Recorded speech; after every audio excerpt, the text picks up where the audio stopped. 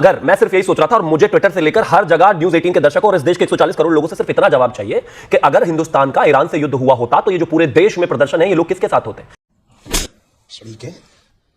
अब तो सच बोल दे भोसड़ी के। जब पाकिस्तान से हमारा युद्ध हो रहा था और पूरी ऑपोजिशन से लेकर तमाम ये लोग कहां थे? सड़कें खाली क्यों? क्या बात है सर, क्या बात है सर, क्या बात, ये बात है। अरे सर क्या बात है। सर अपने देश में टेरर ऑर्गेनाइजेशन को पनपने दे, उसको फंड करे, लाखों की तादाद में उसको पैसे दे, हजारों की तादाद में टेररिस्ट बनाए और फिर वो कमांडर हो अपनी आर्म फोर्सेस का और वो टेररिस्ट इंडिया भेजे जहां पे वो हजारों लोगों को मारे और दहशत फैलाए। क्या वो पाकिस्तान का लीडर लेजिटिमेट टारगेट है इंडिया के लिए कि नहीं? इजरायल के पार्लियामेंट में प्रधानमंत्री ने 140 करोड़ लोगों की तरफ से बोला है। ये जो पूरी जो हम डिबेट कर रहे हैं वो उसी परिप्रेक्ष्य में है 7 अक्टूबर 2023 में, जहां पर आतंकवादियों ने मिलकर के वो चीज किया जो कि भारत में पाकिस्तान के आतंकवादी करते हैं। आग लगा दी। चलिए आज की बहस में देखते हैं कि शुभम त्यागी ने विवेक श्रीवास्तव को कैसे घेरा।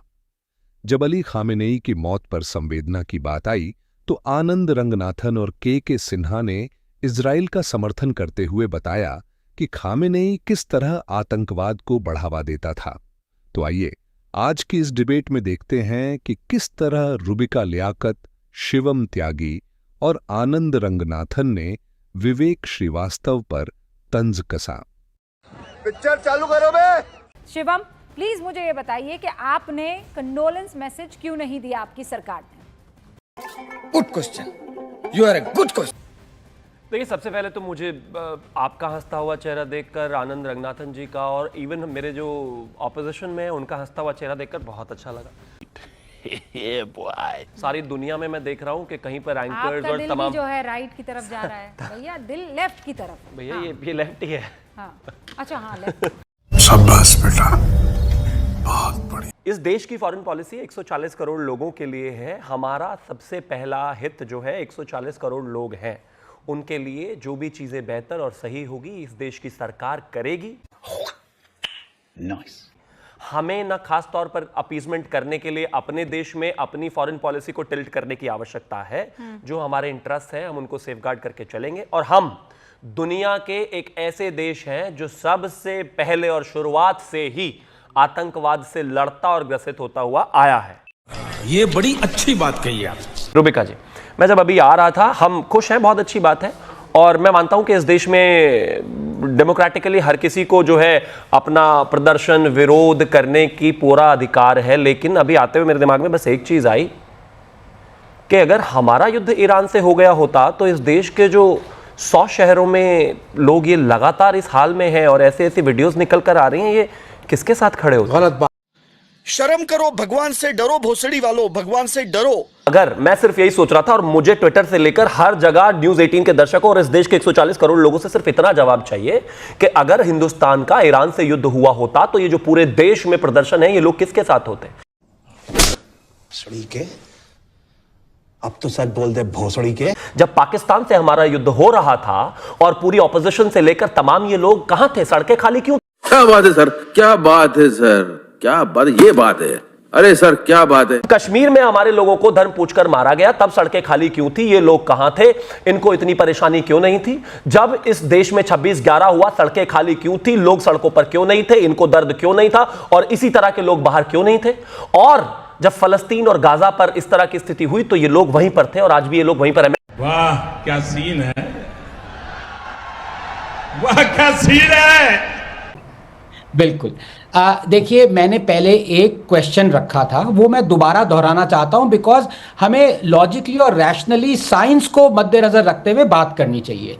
पाकिस्तान का कोई लीडर अगर अपने देश में टेरर ऑर्गेनाइजेशन को पनपने दे, उसको फंड करे, लाखों की तादाद में उसको पैसे दे, हजारों की तादाद में टेररिस्ट बनाए और फिर वो कमांडर हो अपनी आर्म फोर्सेस का और वो टेररिस्ट इंडिया भेजे जहां पे वो हजारों लोगों को मारे और दहशत फैलाए, क्या वो पाकिस्तान का लीडर लेजिटिमेट टारगेट है इंडिया के लिए कि नहीं?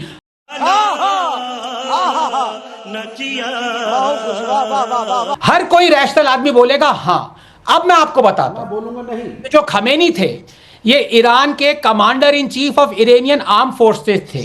इन्होंने हिजबुल्लाह और हमास को डायरेक्टली फंड किया। ये इन्होंने कह रखा है कि इजराइल एक कैंसर है जिसको मैप से हटाना होगा। ये क्लैंडस्टाइन न्यूक्लियर आर्म रेस में न्यूक्लियर अपने पावर बनना चाहते थे। इन्होंने इजराइल में टेररिस्ट अटैक किए। क्या ये इजराइल के लिए लेजिटिमेट टारगेट है कि नहीं है?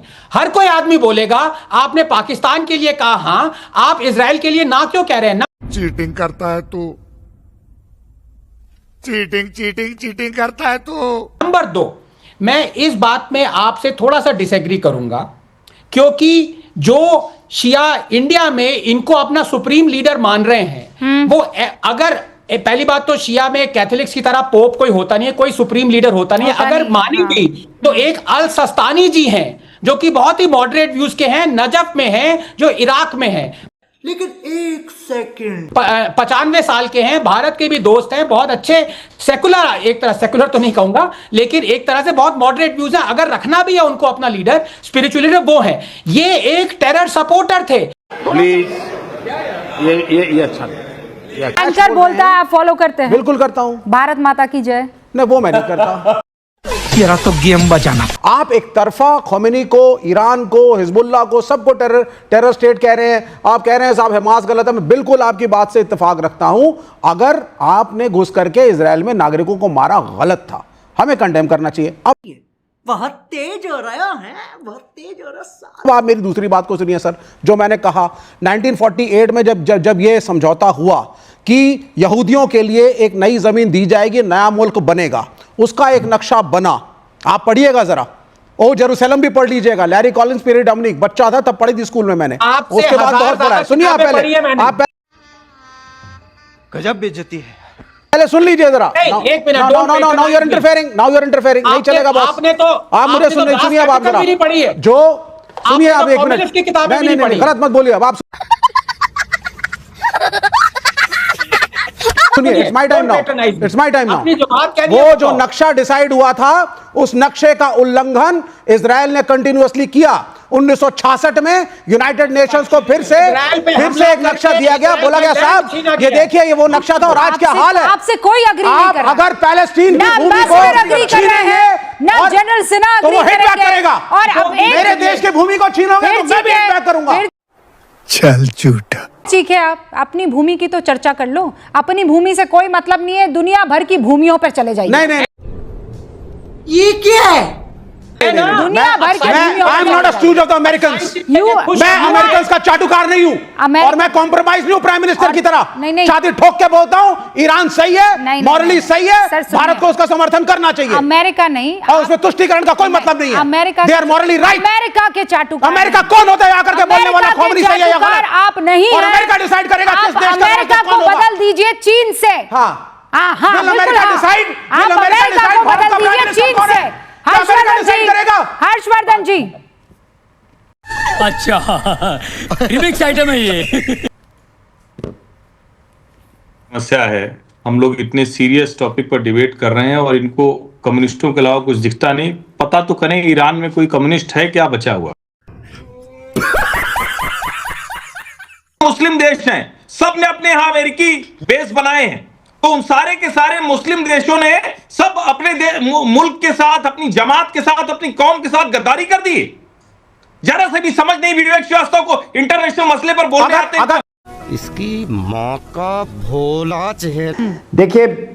देखिए रूबिका जी, आपने मुझे समय दिया है तो मैं वही बात करूंगा जो इजराइल के पार्लियामेंट में प्रधानमंत्री ने 140 करोड़ लोगों की तरफ से बोला है। ये जो पूरी जो हम डिबेट कर रहे हैं वो उसी परिप्रेक्ष्य में है 7 अक्टूबर 2023 में, जहां पर आतंकवादियों ने मिल करके वो चीज किया जो कि भारत में पाकिस्तान के आतंकवादी करते हैं। आग लगा दी। जो निहत्ते बिलखते लोगों को, वहां से लड़ाई की शुरुआत है। चाहे आप पहलगाम से लड़ाई की शुरुआत रहे जब हमने ऑपरेशन सिंदूर किया। आज यदि इसको अलग से देखिएगा तो वो गलत होगा। तुम्हें शर्म है? कुछ शर्म आया है? तुम्हें शर्म है? भाई मजा आया, और मैं ये जो मजा है हिंदुस्तान के हर व्यक्ति को देना चाहता हूं। खत्म। Bye bye, tata, goodbye, गया।